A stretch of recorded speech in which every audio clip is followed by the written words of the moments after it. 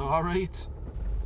Just been talking to a friend, a mate of mine, about Marxism and dialectics and all that. Political philosophy. The great political philosophers of Marx, Lenin, Trotsky, Gramsci, etc. But got onto dialectics, man. The conflict of opposites, which explains everything that exists. He asked as if I was a religious person. That's just, no, complete atheist. How could I be a religious person when I'm a materialist? I follow the philosophy of materialism, which is the opposite of idealism. I can't believe in God while being a materialist. That would be a contradiction. God's a nonsense. Ghosts are nonsense. Superstitions, nonsense. All bollocks. All religions are bollocks. I'm a materialist. That means I believe in the material world, in humanity's ability to change the world. Materialism is all that matters, you know? Well, literally all that matters. So I'm a materialist. And materialism, understanding the material world and the dialectical relationship between the human mind and the material world, is key to changing the world. It's a bizarre thing once you start talking about it with someone who doesn't really grasp it, because it blows their fucking mind, man. It blows their mind, because dialectics, the conflict of opposites, applies to everything that exists. The phone I'm looking at now, the car I'm driving, the leaves on that tree, the lamppost I'm passing, that van, that road, that house, the people in the house, the carpet in the house, the smoke that comes out of the chimney, the bus stop, the bus, the driver that drives the bus, the universe, the smallest atom, everything that exists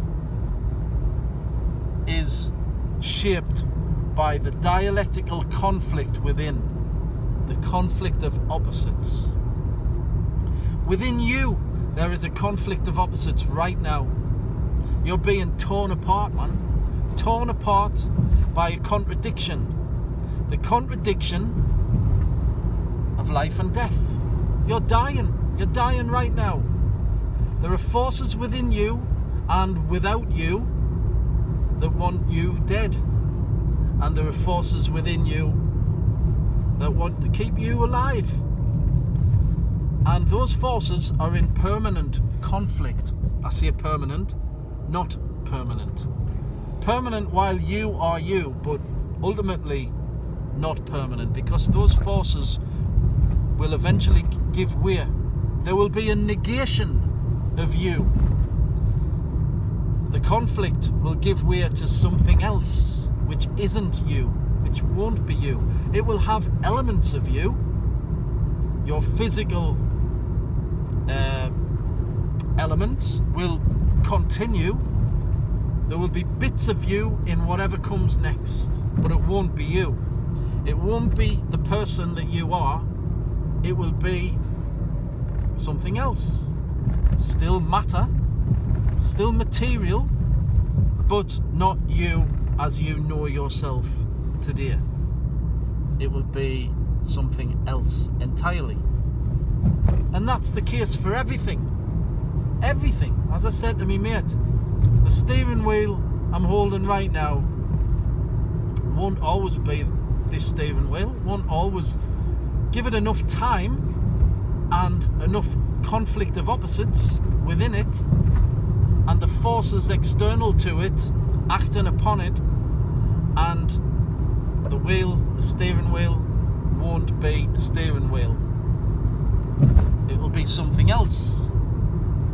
But the molecules will still be there, albeit changed. The formula, the form will have changed. The conflict of opposites will have seen to that. It will have become something else. But it won't be a fucking steering wheel. That's the point. And so, society. We get to talking about society. Society's also dialectical. You've got a conflict of opposites within the society we live in today. The capitalist society.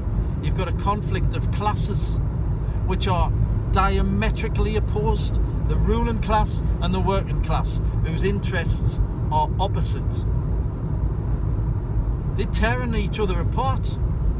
The conflict between the classes is ongoing, and it's tearing society apart, while at the same time keeping it together. Rough and smooth at the same time, eh? Seems Mick's more of a philosopher than Blot realises. Yeah, you can have rough and smooth at the same time. You've got the class conflict, which is very rough and smooth at the same time. But the point is, society isn't fixed. Human nature isn't fixed. Nothing is fixed. This is dialectics. Nothing is fixed. Nothing stays immobile. Everything is in a constant state of flux. Constantly changing, being altered by the forces within and without. Constantly. Until eventually there is such a qualitative shift, such a qualitative change after much quantitative change, that whatever it is, whatever that specific thing, it breaks down and becomes something else. And that's the case with society. Capitalism isn't permanent. Of course it's not. Just another system, like all the systems that have faded into history. And it won't last forever. It may not be replaced by something better, because nothing is guaranteed, but it won't last forever. It can potentially end humanity, capitalism. It has the ability to end humanity quite easily. It's already created the weaponry that's necessary to kill everything on the planet many times over. Thankfully, that weaponry hasn't been used. Well, apart from once. America, World War II, Hiroshima, Nagasaki.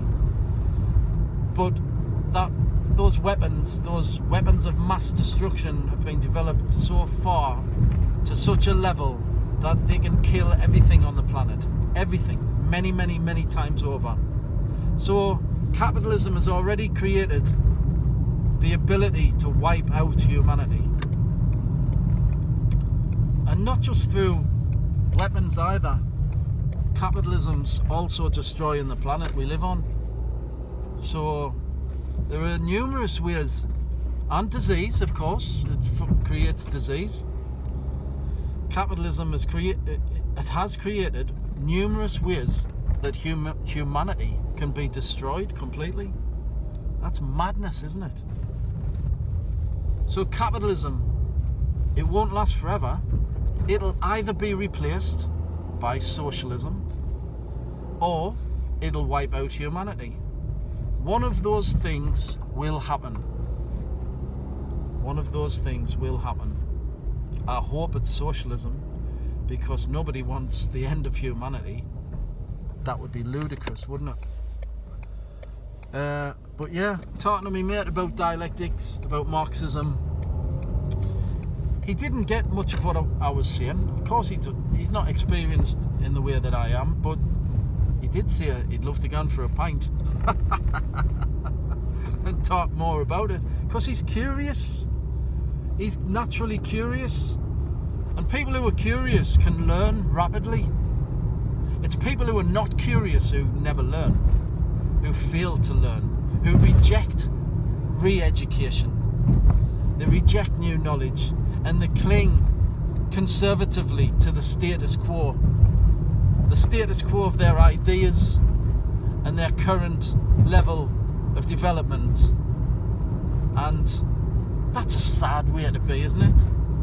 To fucking cling for comfort to your backward ideas, your ideas that are false, your knowledge that is meaningless, your fucking opinions that are holding humanity back. Fuck that shit, man. Be curious. Like my mate who I've just been chatting with, be curious and learn as rapidly as possible. Because new knowledge is what it's all about, man. We cannot fucking change the world without new knowledge. Without, hey, smashing capitalism. We have to smash it. We have to speed it up as fast as possible, because capitalism, it's a race, man. It's a race. We either bring about a socialist world, global socialism, where humanity is free and equal and peaceful, or capitalism is going to destroy humanity and a lot more besides. It's already wiping out species of animals at the fastest rate ever, and destroying the very fabric of the environment that we absolutely depend on for our collective survival. It's insane that we've let capitalism get this far. People have tried in the past to get rid of it.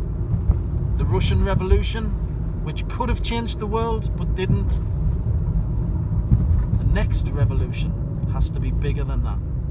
It has to be global, and it has to put capitalism in the dustbin of history forever. But anyway, yeah.